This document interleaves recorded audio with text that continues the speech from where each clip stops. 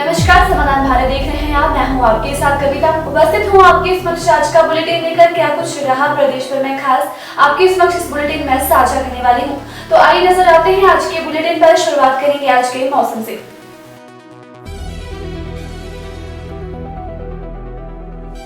हिमाचल में 2 दिन तक बारिश का येलो अलर्ट, भूस्खलन और फ्लैश फ्लड का भी खतरा।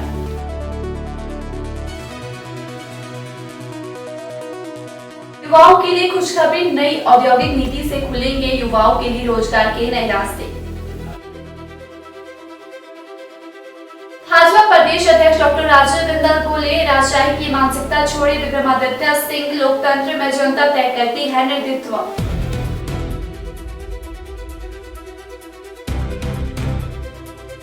10 या 11 जुलाई चांदी किस दिन रखे योगिनी एकादशी का व्रत।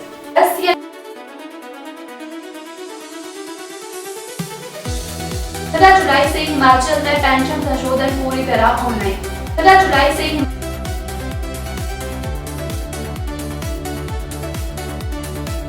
2 गोलीकांडों के बाद अब कुल्हाड़ी से हमला, क्या एक ही रंजिश से जुड़ी है तीनों वारदातें।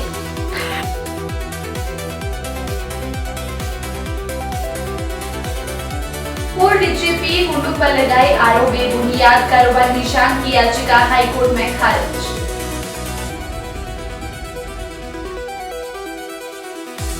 आरटीएस से स्टाफ भर्ती पर रोक, मौजूदा कर्मचारियों से चलेगा काम।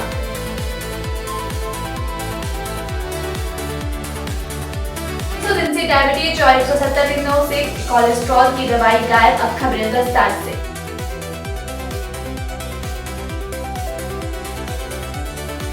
हिमाचल प्रदेश में मानसून एक बार फिर सक्रिय हो गया है। मौसम विज्ञान केंद्र शिमला ने प्रदेश के चंबा, कांगड़ा, मंडी, शिमला और सिरमौर जिलों के कुछ क्षेत्रों में वीरवार और शुक्रवार के लिए येलो अलर्ट जारी किया है। विभाग के अनुसार इन इलाकों में गरज चमक के साथ मध्यम से तेज बारिश होने की संभावना है। हिमाचल प्रदेश सरकार राज्य की नई औद्योगिक नीति को अंतरिम रूप देने में जुटी हुई है। मुख्यमंत्री ठाकुर सुखविंदर सिंह सुक्खू ने कहा कि नई नीति जल्द अधिसूचित की जाएगी। इसका उद्देश्य प्रदेश में निवेश आकर्षित करना, युवाओं के लिए रोजगार के अवसर बढ़ाना और उद्योग स्थापित करने की प्रक्रिया को अधिक सरल बनाना है। उन्होंने कहा कि नई नीति से व्यापार में सुगमता को भी बढ़ावा मिलेगा और उद्योगों के लिए अनुकूल वातावरण तैयार होगा।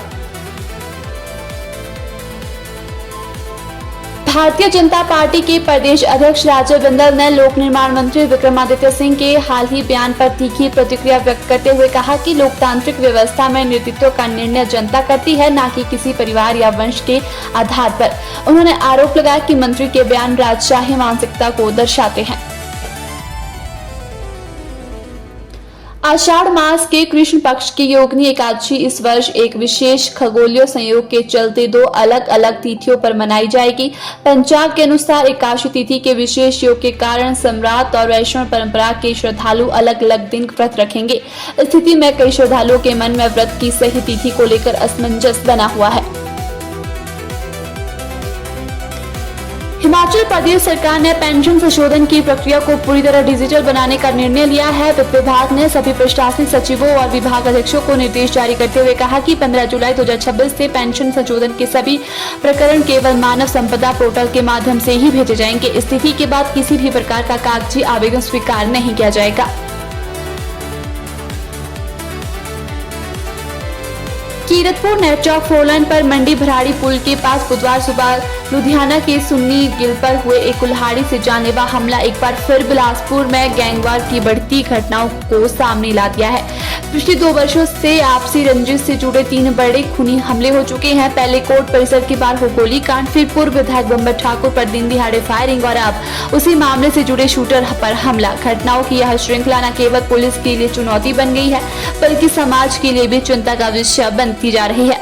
प्रारंभिक जांच में सामने आया कि तथ्यों के अनुसार भराड़ी में हुए ताजा हमले की कड़ियों पुराने गोलीकांड और फायरिंग की घटनाओं से जुड़ रही है। जिस तरह के बाद एक हमले हो रहे हैं, उसमें संकेत मिल रहा है कि दोनों पक्षों के बीच चल रही दुश्मनी अब व्यक्तिगत विवाद की सीमा पार कर गैंगवार का रूप ले चुकी है।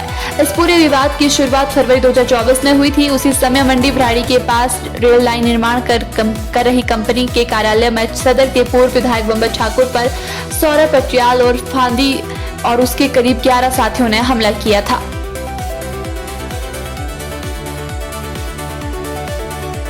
हिमाचल प्रदेश हाईकोर्ट ने राज्य के पूर्व पुलिस महानिदेशक संजय कुंडू और पालमपुर के कारोबारी निशांत शर्मा के बीच लंबे समय से चल रहे बहुचर्चित विवाद में अहम फैसला सुनाया है। मुख्य न्यायाधीश गुरमीत सिंह सिधावली और न्यायाधीश विपिन चंद्र नेगी की खंडपीठ ने मामले की जांच कर रही विशेष जांच टीम की क्लोजर रिपोर्ट पर संतोष व्यक्त किया है। अदालत ने कारोबारी की याचिका खारिज करते हुए कहा कि एसआईटी की जांच में कोई दुर्भावना या कमी नहीं पाई गई है।